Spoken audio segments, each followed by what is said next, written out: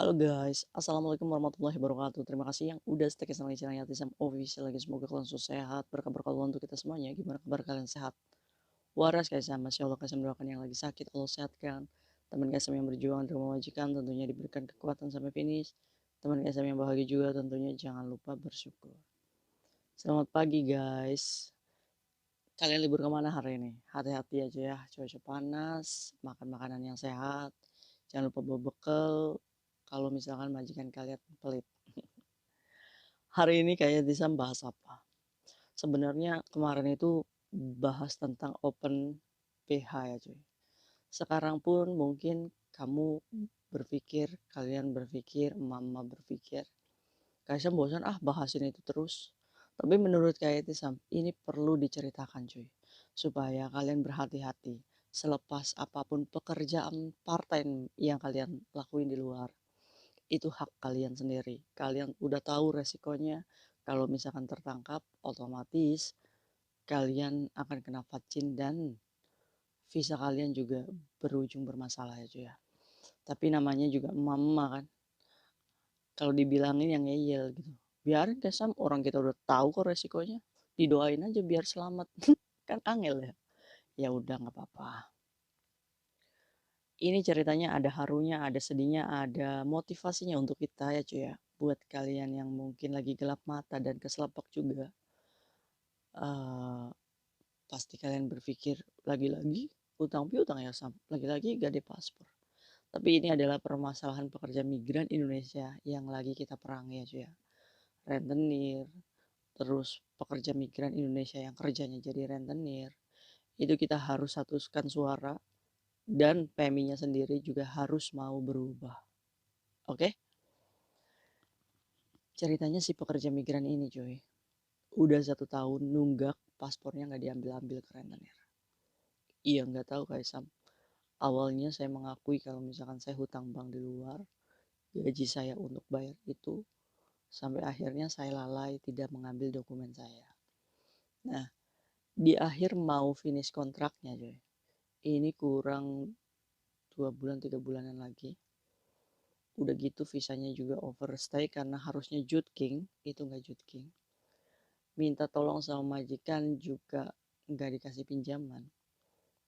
Akhirnya si pekerja migran ini pun karena ingin mempertahankan rekod finishnya juga, saya nekat kayak waktu itu rentenir minta 10.000. Saya langsung gelap mata. Dari mana saya dapat uang 10.000?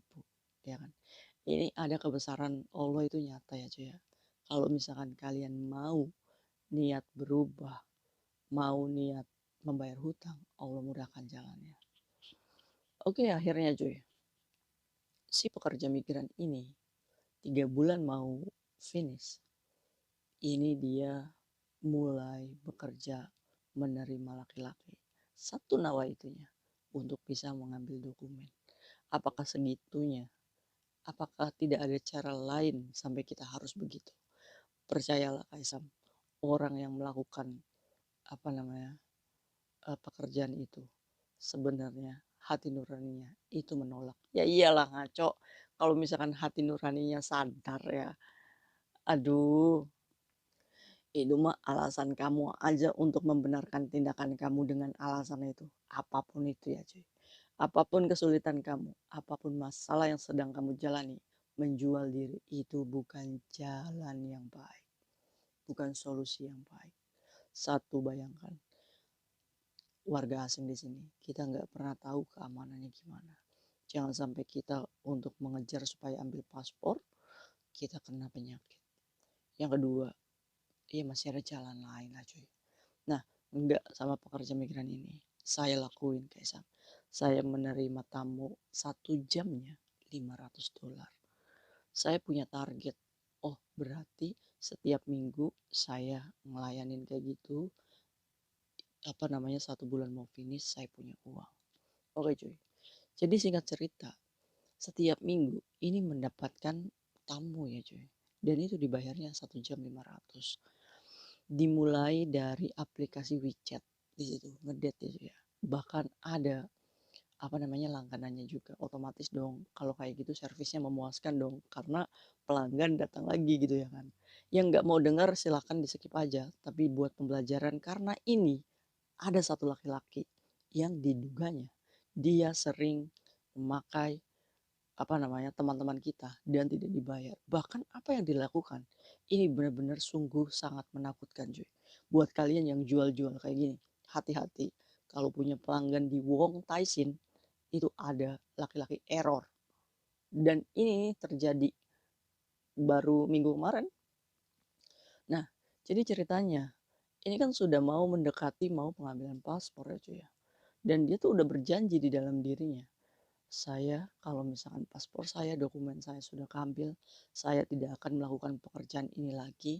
Di kontrak baru saya akan memperbaiki keuangan lebih berkah. Kan doanya orang-orang tobat karena paspornya digadaikan kayak gitu. Enggak Kak Isam, janji saya kalau paspornya udah keambil nggak akan saya hutang-hutang lagi. Ujung-ujungnya udah diambil paspornya tetap aja dimasukin pegadaian lagi. Ada nggak? Ngaku nggak? Banyak kok yang datang ke Kak Isam udah dibantu paspornya keluar, utangin lagi.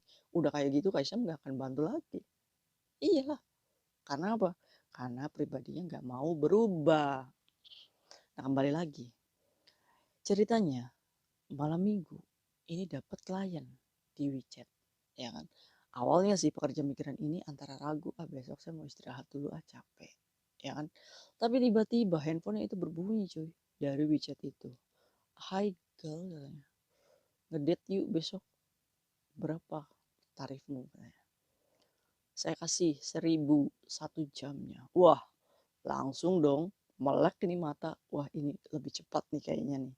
Saya juga punya uang jajan kan biasanya 500 sejam ya cuy. Nah ini 1.000. Otomatis kan dilihat foto profilnya. Nggak tua-tua amat kok. Ya kan emangnya kenapa kalau tua kan bawa atpak. Jadi cuy ceritanya diterimalah. Nah janjian tuh di Wong Taisin. Ingat ya di Wong Taisin hati-hati. Karena ini diduganya sudah disediakan tempatnya cuy. Hati-hati ya. Jadi si pekerja migran ini X ya, oknum ya, maksudnya oknum pekerja migran gak semua PMI kayak gitu. Cuma ini pembelajaran untuk kita. Anak resmi, hati-hati yang bekerja seperti itu. Jangan karena ngelihat uang, kalian membahayakan diri kalian sendiri. Untung mbaknya masih selamat. Janjilah datanglah ke Wong Taisin kayak gitu. Ketemulah seorang laki-laki yang umurnya 40 tahun. Nah, saat itu dia ngomong, ayo kita makan dulu katanya. Saya lapar. Nah, kebetulan si pekerja migran ini, saya juga lapar, lumayan. Akhirnya di salah satu mall Wong Taisin, ini nggak tahu ya mallnya di mana, karena pekerja migran ini juga baru pertama kali menginjakan Wong Taisin ya juga. Dia dibawa keluar dari mall, di situ kayak ada lorong. Sepertinya sih kayak itu basement para karyawan. Nah, dia ini dibawa ke suatu lorong, naik lift, dan itu lupa itu lantai berapa. Habis naik lift, dia itu turun tangga lagi. Dan itu menemukan suatu ruangan yang gelap banget Kaisam. Kalian bayangin ya. Di situ gelap banget. Kaisam saya baru sadar. Aduh, saya mau diapain? Katanya mau makan. Ternyata dibawa ke ruangan gelap yang sama sekali matanya itu nggak bisa ngelihat ruangan cuy ya. Ya petang aja tuh gimana cuy. Akhirnya apa cuy? Akhirnya si laki-laki itu mengeluarkan sebuah sajam gitu ya. Pisau. Mengeluarkan pisau. Terus dia tempelin di perut mbaknya. Terus dia ngomong, kalau kamu nggak nurut sama saya, nggak buka bajumu, nggak ngelayanin saya, ibaratnya seperti itu ya cuy ya. Kamu die katanya, mati. Ngeri gak sih? Aduh guys, saya nggak tahu deh apa yang saya pikirkan. Udah hidupnya gelap, ruangannya gelap lagi. Wis ditodong itu apa namanya pisau ya cuy ya. Terus dia ngomong dalam hatinya, ya Allah, saya tuh bekerja kayak gini tuh untuk kayak gini, untuk bayar hutang. Selamatkan saya ya Allah. Kalau misalkan nih ada pertolongan hari itu, saya nggak akan bekerja kayak gini lagi ya Allah. Coba kayak gitu cuy, berdoa di atas kehimpitan dia mau itu. Akhirnya si mbaknya ini udah pasrah kayak sama situ. Mau nggak mau, saya harus ngelayanin. Saya nggak mikir tuh kayak Sam dibayar atau enggak. Yang penting pada saat itu saya jangan mati aja. Akhirnya apa cuy? Akhirnya mau nggak mau cuy, di situ kerasa di punggungnya itu ada kayak tikar ya cuy ya. Berarti kan ini udah disediakan ya sama orangnya ya. Di situ kayak ada tikar. Saya ditaruh di situ kayak sistem baju saya dibuka. Nah, cuma bagian bawah. Ini belum ya cuy. Baju saya dibuka kayak sam. Dia udah mulai ngusap-ngusap lah cuy. Oke, sekalian ngerti lah bahasanya ngapain. Nah di situ saya berdoa terus saya, ya Allah ampuni saya ya Allah. Saya nggak akan kayak gini lagi ya Allah. Kalau saya pengen ngambil paspor aja ya Allah. Setelah itu saya nggak mau kerja kayak gini lagi. Di atas doa itu cuy. Mungkin ya seberapa dia bersalah melakukan sesuatu. Ini kan pertolongan Allah ini nyata ya cuy. Ada aja gitu cuy. Tiba-tiba apa yang kamu lakukan, apa yang kalian tebak? Ada tukang sapu. Ih, kayak Kaisang tuh bener gak sih cerita? Demi Allah, demi Rasulullah, Kaisang tuh gak bohong. Kaisang tuh ya, supaya kalian itu berhati-hati untuk mendapatkan klien yang ada di Wong Tyson. Kalau secara tidak, kalau misalkan kalian ini udah ngerasanya mencurigakan, kabur aja deh, gak usah dilayanin, gak usah mikir tuh duit cuy. Akhirnya di situ ada tukang sapu ngebuka itu pintu besi yang ada nggak, saya nggak tahu Kaisang di situ ada pintu besi yang pasti ruangan itu gelap banget. Itu ini yang bagian atasnya udah kebuka ya cuy ya, udah dipegang-pegang lah sama si laki-laki ini. Terus dibukalah itu pintu, terus tukang sapu itu ngomong apa, gebrakin itu sapu di pintunya. Lecome ya katanya, ngapain kalian? Waduh Kaisang, saya di situ karena ada sepercik sinar ya, maksudnya bukaan pintu. Saya langsung bangun, ambil baju saya pergi langsung ke mall itu. Terus akhirnya Kaisang, saya nangis di situ. Ya Allah, saya masih selamat. Ngeri ya. Aduh, saya kayaknya ceritanya agak sedikit haru dan gimana ya. Mungkin kalian tuh akan berpikir, kayak sampai pecun ya, pecun aja gitu. Tapi dari cerita ini banyak pembelajarannya cuy. Akhirnya mbaknya itu keluar dari mall, terus nangis. Uangnya dapat ya, Sam. Boro-boro, makan aja kagak. Cuma pada waktu itu mbaknya berpikir, oh saya waktu itu kalau misalkan saya habis dipakai, pastinya saya akan terluka. Ya iyalah secara dia bawa pisau ya cuy. Ngeri gak sih? Awas Kaisam, kasih tahu buat mbaknya di daerah Wong Taisin. Di situ. Laki-lakinya umur 40 tahun, kayaknya tempat itu sudah memang dia persiapkan dan kayaknya banyak mbak-mbak yang kejebak di situ. Saya masih selamat Kaisam. Saya belum saya belum sampai dimasukin. Itu saya udah bisa kabur. Ya itu tadi karena doanya. Ya Allah, saya pengen tobat kalau misalkan ada yang nolong. Pertolongan Allah nyata yang gak mau mbaknya terjerumus terlalu lama bekerja seperti itu. Oke, gimana terus Kaisang paspornya? Alhamdulillah dari jalan yang lain paspornya keambil cuy. Bahkan gak sampai 10.000 ya cuy ya. Itu di angka 6.000 juga sudah keambil.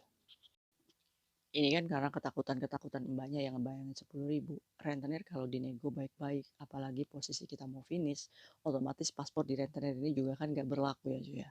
Jadi mau gak mau ya rentenir juga maulah dibayar 6.000 ya cuy ya. Alhamdulillah, ayo kita bahas kasus ini. Menurut kalian, laki-laki ini gila nggak? Ya gila lah pastinya. Menurut kalian laki-laki ini kere nggak? Iya. Jangan hanya karena dia itu orang lokal. Kita mempercaya aja dia bisa membayar kita 1.000 1 jam. Kita berpikir lah cuy. Kita ini siapa yang bisa 1 jam 1.000 gitu, 2 juta gitu kan. Aduh, aduh.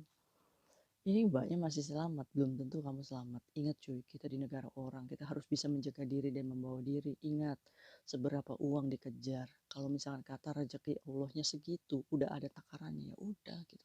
Syukuri aja padanya untuk pengambilan paspor. Kaisam kan udah ngasih tahu, gaji bulan ini simpan setengah, 2.500 misalkan. Misalkan paspornya 6.000 ya cuy, 2.500. Bulan depan simpan lagi 2.500. Bulan depannya 2.500. Otomatis dalam 3 bulan kamu tuh sudah lebih dari pokok hutang kamu di rentenir. Iya kan, pastinya kamu hutang di rentenir 5.000 kan. Nah 3 bulan ini kamu kan membayar membayar denda ini kan nggak dibayar ya. Pastinya rentenir bakal marah-marah. 3 bulan ini rentenir pasti akan berpikir apakah duit saya akan kembali. Ini udah mulai nggak bener nih pekerja migran bayar, nggak apa-apa. Padahal kan kita sedang mempersiapkan untuk mengembalikan duitnya dia. Nah, dalam 3 bulan sudah nabung 2.500, 2.500, 2.500, ini kan 7.500, otomatis lebih dari pokok hutangmu. Datang ke rentenir, rentenir, saya ada masalah dengan majikan. Saya bawa duit 7.500, tapi majikan mau nggak mau minta paspor saya hari ini. Rentenir pilihannya dua, ngasih atau enggak gitu. Kalau enggak, kita bisa poking. Karena apa? Karena uang yang kita bawa ini di atas utangnya kita, cuy. Rentenir itu pasti akan kalah, ya. Nah, itu bayar, ambil paspormu, selesai. Iya kan? Tidak mempersulit diri. Iya ya kayak Sam ya. Gampang banget solusinya. Iya, lo kayak Sam ngomong gampang. Gimana nanti kalau misalkan saya nggak bayar jasa 3 bulan itu terus ditelepon majikannya? Kan kayak Sam udah bilang ya, kalau misalkan sudah begitu, kalau rentenir ini next nih, nelpon majikanmu pilihannya dua. Majikan kamu tahu masalah kamu, tapi tidak apa namanya memfire kamu atau tidak menterminate kamu, atau majikan langsung menterminate. Kalau majikan menterminate, otomatis ada uang terminitmu. Yang pada hari itu juga kamu keluar, kamu bisa ambil dokumenmu, cari majikan baru, hidup baru di rumah majikan baru. Kan gampang. Tapi kalau misalkan majikan tahu masalahmu tidak diterminate, ya alhamdulillah.